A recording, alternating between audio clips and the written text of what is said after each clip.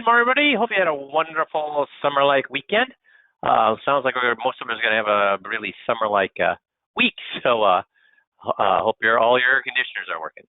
So as a reminder, Wednesday, 5Q and ECA will be closed due to a federal holiday of Juneteenth. So we will not be in the office to help you out. So if you need anything, make sure you get a hold of us before then.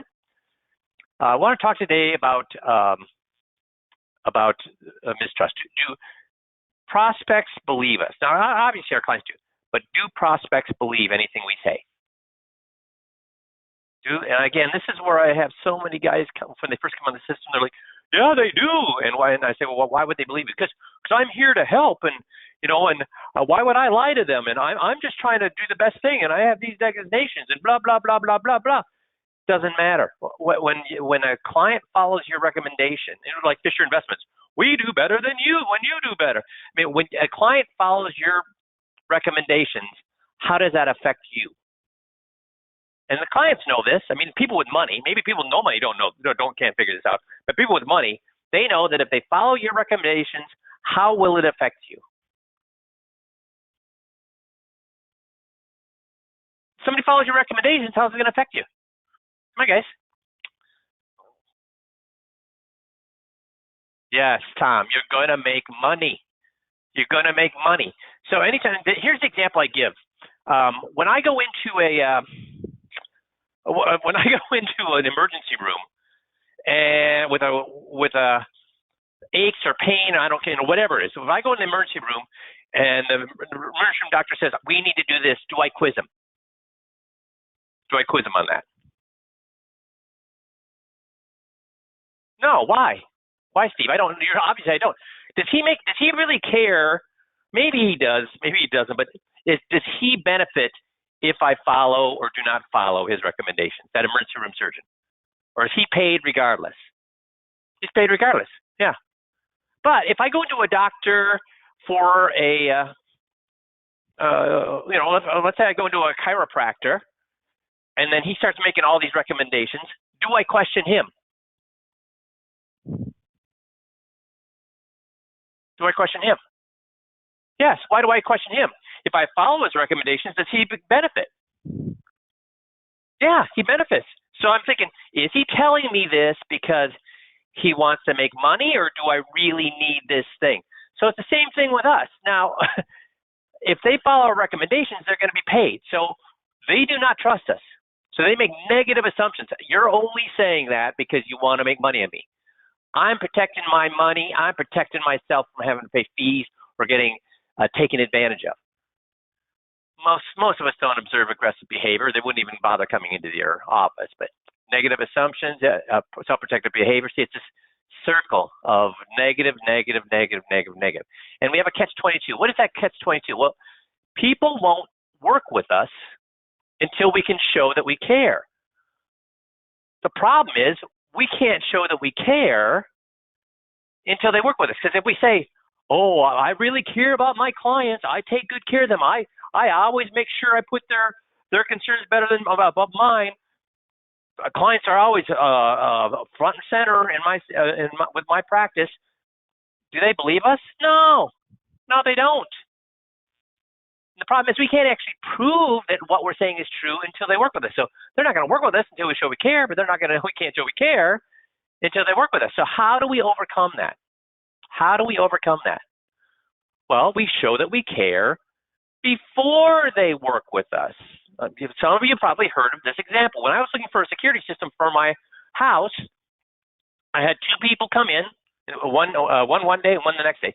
First person came in, they were professionally dressed. They gave a great presentation. They were unbelievably professional. And then the next day, the first day they were on time.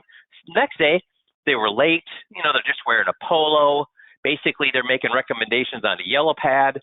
But here's the difference. The second day, they were late. They said, because I stopped by a hardware store, and I was wondering if we had double hung windows because we lived in an older home.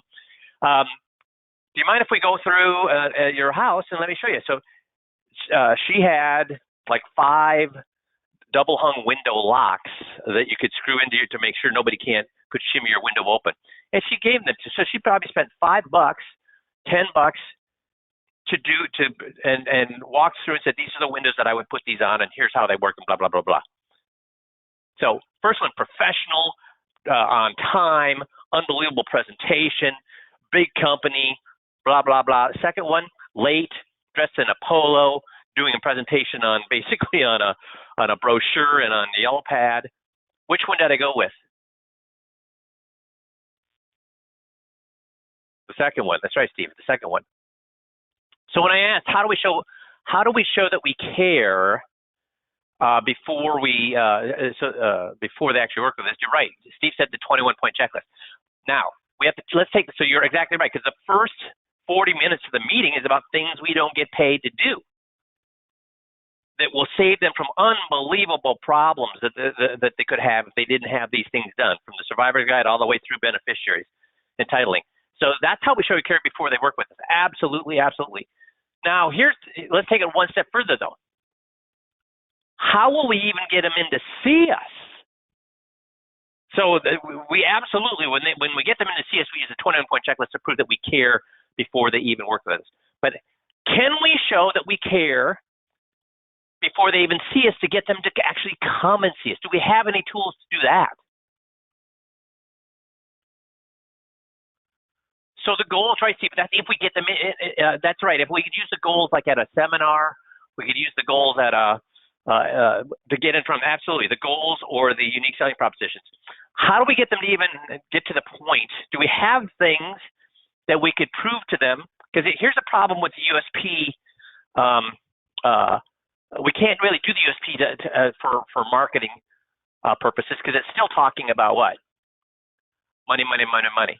And if I go on a date with a girl, the only thing I talk about is sex, what does she know about me? So if I am trying to talk to a client, the only thing I talk about money, what do they know about me? So you're absolutely right. Our USP is the best way if I can talk to people, the elevator speech to get them in. Absolutely, Steve. Certainly at seminars, et cetera, et cetera, et cetera. But do we have other tools that we could show them that we care by providing value before we talk about the money? We do. See, it's the little things that count. So we have examples of that. We have, how many of you are using the 5Q Prospect newsletter that we make for you every single month? And are those things about money, or are they money adjacent? It's money adjacent. Money adjacent. So if you're not using that, you're missing a big free offering that we give you. How about sending out checklists we provide each month? So we provide, along with Prospect Newsletter, Tricia does a great job of putting together checklists that we can send to the client each month. So that's like giving them a gift. A checklist is a gift that you give them. It could be a checklist on what paper should you shred and when should you shred them. It could be a checklist on what should you have in your safety deposit box. It could be a checklist on what's the best way to get the most deductions for your hard good donations. It could be all sorts of different things, and she does a great job putting those, and that's a gift. Now, whether they use it or not doesn't matter. The fact, here's the example I give that. If you move into a house and somebody brings over a cherry pie, the neighbor brings over a cherry pie to welcome you. Now, you hate cherries. There's nothing more in life that you hate more than cherries. But what do you think about that neighbor that brought over the cherry pie? Even though you hate cherries, what do you think about that neighbor that brought over the cherry pies? You just moved in the neighborhood. They come over with a freshly baked cherry pie to welcome the neighborhood, and you hate cherries. What do you still think? Yeah, you think they're thoughtful. You think that they're, thank you for doing that. You think, well, wow, I'm glad I moved in this neighborhood. Now, you give the cherry pie to whoever, but it's not. It's the thought that counts. And the same thing with these checklists. Whether they use them or not, it doesn't matter. It's the fact that you're going through, how many, are they getting anything like that monthly from their current advisor? Because we're talking about prospects now. Are they getting anything like this from their current advisor? No. And if the advisor is sending out a newsletter, what is it all about? Money, money, money, money, money, money, money, money, money. And we've talked about, I haven't talked about this for a long time, but let's talk about this now. Who is the decision maker in most people's homes? Who is the true decision maker in most people's homes? The husband or the wife is. The husband may think he's the decision maker because she lets him make all the decisions about things that he doesn't care about. But when the wife cares about something, who is going to win? If the wife truly cares about them, who's going to win? So that's why when it's about money, most wives aren't taking care of the money. And again, this is a generalization, but I think we can most agree that most times it's the husbands that take care of the money and the wives that take care of the family. And so what is our newsletters about? It's about family type things, how to become a better, how to take care of your family better in all sorts of different ways. We send out checklists that helps them take care of their family in better ways. Their current advisor is not doing that. We're doing this, and it costs you basically a stamp to do this. It'd be even cheaper and send out via email. How else can we do it? Well, you could offer to help people decide whether to buy or lease their next car. Guys, how many people are confused about whether to buy or lease their next car? Most people. So make an offer to do that. So I'm just giving you examples. But these are two things that we can actually give them. Here's some other things we can actually give them: the ebook bonus gifts and fullchecklist.org. So if we look at bonus gifts, it's under low cost marketing, bonus gifts, and you're going to see. We can give them a Make Medicare Easy package, Have Fun Keeping Your Mind Young package, Fit, Active, and Healthy package, 5 little known Social Security benefits, Grandparents Essential Toolkit, Pass On What's Really Important, the Legacy Letter package, How to Squeeze Every Drop Out of Life. And guys, how much does it cost you to send this to prospects? Any of these things? Nothing. That's right. Nothing. So what if you send them the Medicare Made Easy package one week, but they already have that taken care of? Doesn't matter. You send it to them. And then 2 weeks from then, you send Keeping Your Mind Young. And then 2 weeks after that, you send Fit, Active, and Healthy. And then 2 weeks after that, you send this. And then 2 weeks after that, you send this. 2 weeks after this, you send this. 2 after weeks. Do they know after 1, 2, 3, 4, 5, 6, 7? So after 2 months of sending this stuff out, do they know your name?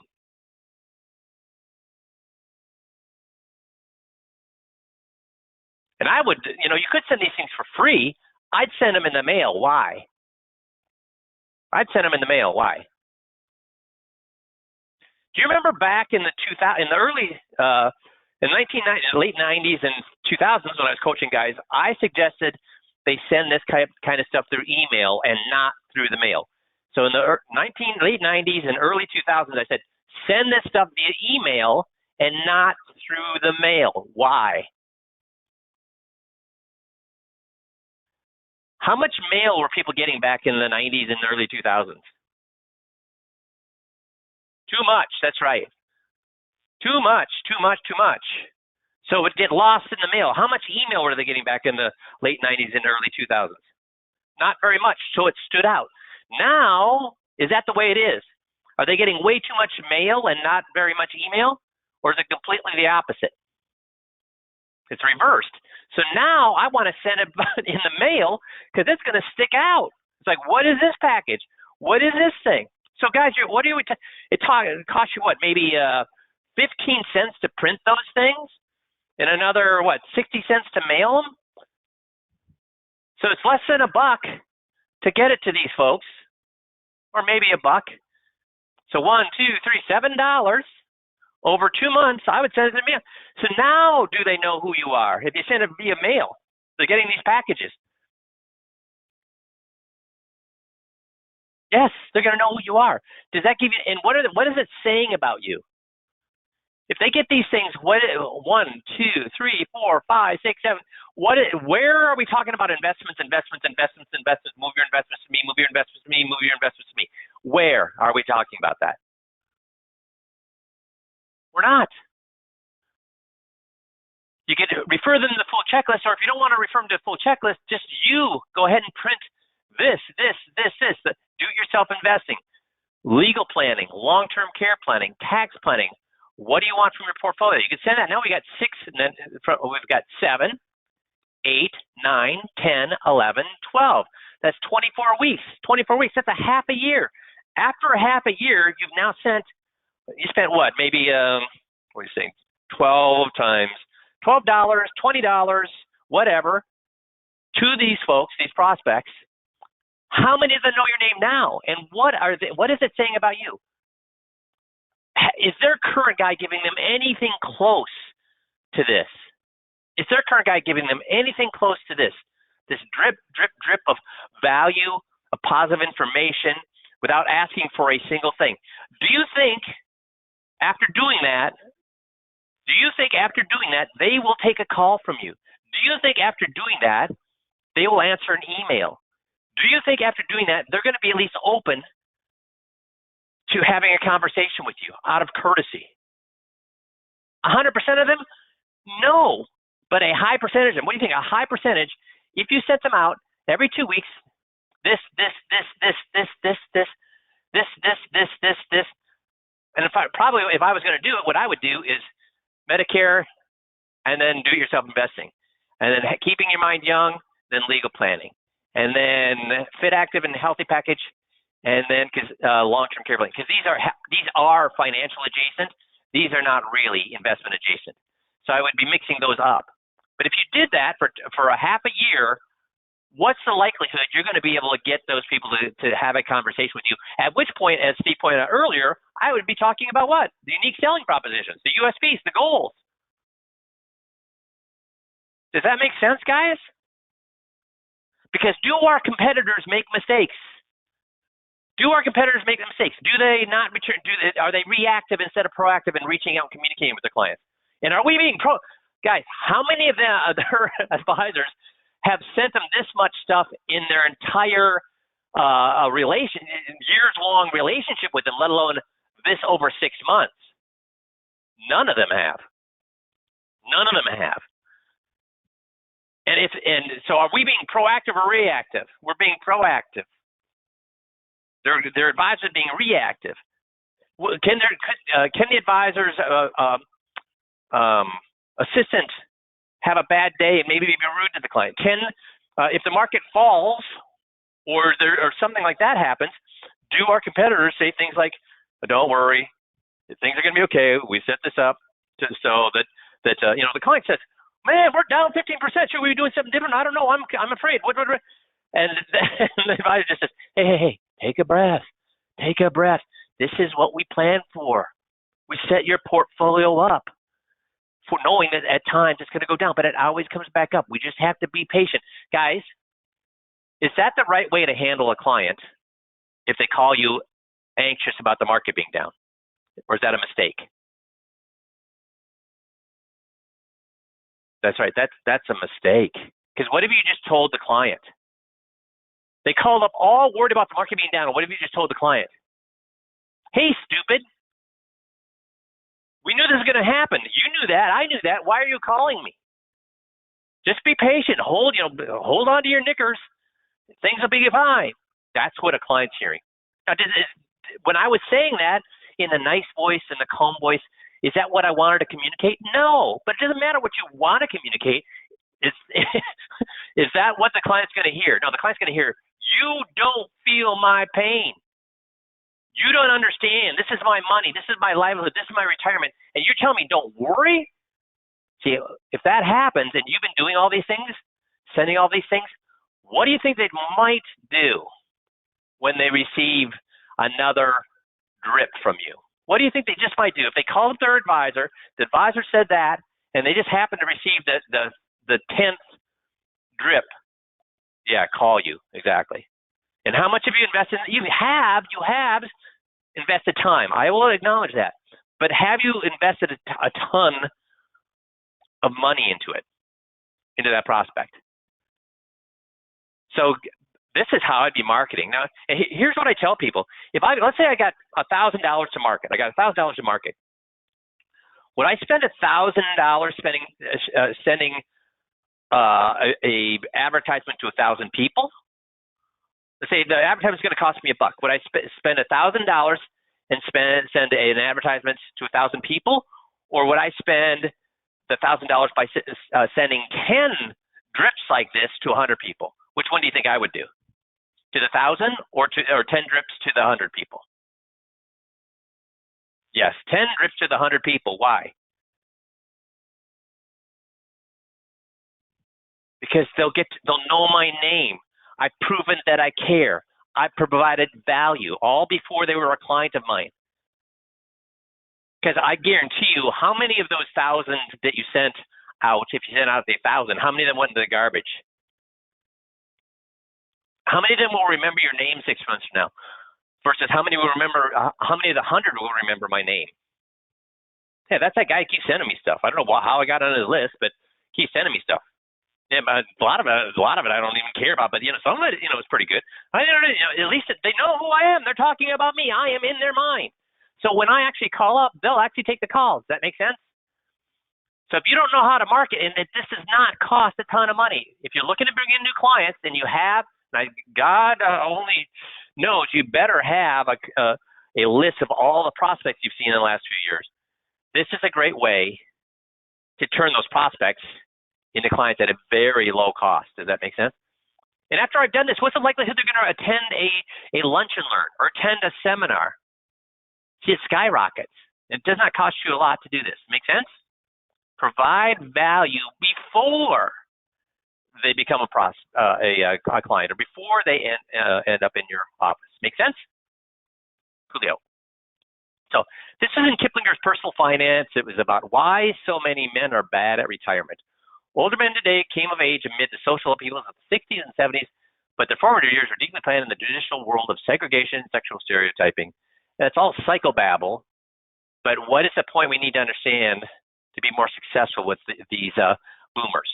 Well, let's talk about that. Older men today can experience a kind of psychic bifurcation. They came to age in the midst of a social upheavals in the 1960s and 70s, but their formative years were deeply planted in the traditional patriarchal world of the suburbs, segregation, and sexual stereotyping. In other words, why in most households that we work with, in boomer households that we work with, does the man take care of the money? It's because of this. It's because of this. It's because of this. Because of this. Younger clients, it's way more 50-50. But older clients, it's this. The men take care of the money. And at the age, their roles in family and society became less obvious. When they retired, they no longer had jobs to find themselves. They're no longer the king of the castle. Their health deteriorates. And why? Because they no longer have a reason to get up. I mean, maybe what they do is golf, but eventually some of them, it doesn't work. Relationships outside of the home frayed, the position of the family, eroded wives and grown children assume greater responsibilities. They become what? Less what? What do men become? What do these boomers become when they retire? More needed or less needed? By their families, by society. More valued or less valued? By society, by their families. Less. So when you become less valued, what do you start to look for? What do you start to look for? See, the result is men tend to die earlier than women, spend their time in retirement grappling with the intensifying mental health issues, and often find themselves with fewer friends or relationships outside their immediate families. So where do they start spending all their time and effort, guys? You've seen guys like this. You've seen prospects like this. Where do they start spending all their time and effort? You tell me none of you have seen this with your clients. Online looking at what? You're right, Tom. Online looking at what? Well, Alfred, you're right, Alfred, that family, if they're healthy. They're not healthy, what do they start? If they have a good mental health. But what do a lot of them like to do? They spend time online, and what are they looking at? How does it affect you? Porn. Maybe, but as they get older, I think that becomes less of a thing as older guys. What are they looking at? Financial, yes. They're looking at what? The money, and they become what? They start looking at all of the online investment things, and they start to think they're what? Especially over the last 10 years, they start to think they're what? Experts. So now I've got control because I'm a financial expert. I've been online, I've been buying these stocks, and I've been doing my research, and look at how much money I made. Not realizing that what? Everybody made a lot of money. Not you. See, these men, particularly those in their 70s, they spent a childhood with Leave It to Beaver, Father Knows Best, and I'm not in my 70s, but I watched Leave It to Beaver and Father Knows Best. I'm in my early 60s and I watched those shows. They're seeking a life where women went through. They are seeing a life where women went through major social change from single-digit employment in the 50s to 50% of the labor force by 85. But for many men, their social world stood still. For the first time, there were intergenerational conversations between mothers and aunts and daughters about changing roles and how to navigate and gender the world. Nothing like that occurred for men. So what are women starting to do when it comes to the finances? Are they becoming less involved or more involved? More involved. So the men are sitting there and they've cocooned into, I'm now a financial genius. I look at, guys, do you have clients who look at the market every single day? Do you have, and is that the man or the woman doing that? Is the man or the woman doing that? Yes, they do. It's been a challenge, particularly for older men, to find new role models. Ted Lasso may be a good fit for younger generation men. It's challenging to find a role model for male retirement in 2024. The thing is that the point I'm trying to make here, and this goes on and on, talking about how many men have an unwillingness to discuss their struggles from mental health, medical challenges. The whole point here is that men are what? They're starting to cocoon, and when they cocoon, they start to cocoon and trying to find something where they have worth, where they have value. And for many of them, they think it's their value is that they're stock market geniuses. Also, what's happening to men's health and retirement? Men die earlier with an average age of expectancy of 73 years, according to 2021. That's about 5 years earlier than women in the U.S. One study found that men who consider themselves traditional men, unemotional, self-reliant, were more likely to ignore medical problems and suffered worse health outcomes than women. The problem gets worse as they get older. And again, have you seen that with guys where they don't take care of themselves medically? See, they become fatalists. I've decided to become a fatalist. All events are preordained and unalterable. Whatever will be, will be. That way, if anything bad happens, it's not my fault. This is how they think about health, but how do they think about the money? So this is the way they think about the health. Something they can, here's the sad thing about human beings. Can men take better care of themselves health-wise? Eat better, exercise more, or do we have lots of tools that as human beings we can help ourselves be better in better health? Yes. So the thing we can take care of, they're fatalistic about. Because do you have clients who are like, well, whatever happens, happens, lived a good life and blah, blah, blah, blah, blah. But the funny thing, can they control the money? Can they control the markets? Can they control interest rates? Can they control the economy? No. But where do they spend all their time? They spend 3 hours online looking at investment stuff and 0 hours taking care of themselves healthfully or for health-wise. So one big difficult issue in retirement is redefining themselves. A man may spend 30 or 40 years in the working world to come think of his job, blah, blah, blah, blah. But when it comes to retirement, he's none of those. At best, the man is a retired lawyer, a retired executive, a retired doctor. At worst, he feels like a nobody, and that's why they'll take up investments because they're not a nobody when it comes to their money. They're an investment expert. Again, they've been aided by the marketplace. They feel isolated and loneliness. So that's cool. So yeah, cool story. But what's your point exactly? What's the point I'm making here? How does it affect us as financial advisors? These guys are looking for control. They don't have it in their workplace anymore. They don't have it in their family anymore because women are more independent. So they get the control with the investments. So how do we handle that? Because they think they're a genius. How do we deal with that? Funny thing is, all these things that we did here, providing value, boom, boom, boom. Medicare made easy, having fun, keeping your mind young, fit active, little known Social Security benefits, grandparents essential tool, pass on what's really important, legacy letter, how to squeeze out every drop of life, do yourself investing, legal planning, long-term care planning, tax planning. Some of this is for him, and some of this is for who? The spouse. So when we send out, we got the spouse thinking, maybe we should meet with this guy who's sending us all this stuff. So they'll meet with us and the guy will meet with us, but he thinks he's a genius. So how do we deal with the guy who thinks he's a genius? Well, we do the 21-point checklist.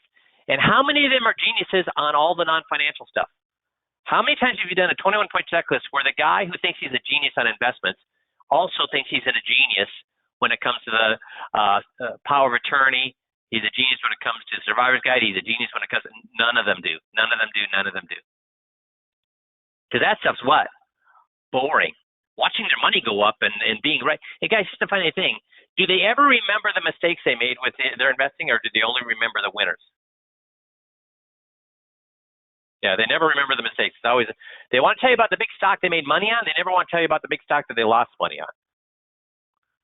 And then the 21-point checklist, can we tell them they're stupid? Can we tell them they're making bad decisions? Can we tell them that they were just lucky because the market went up? They didn't have a genius. Their account went up less than the market did. Can we tell them that? No.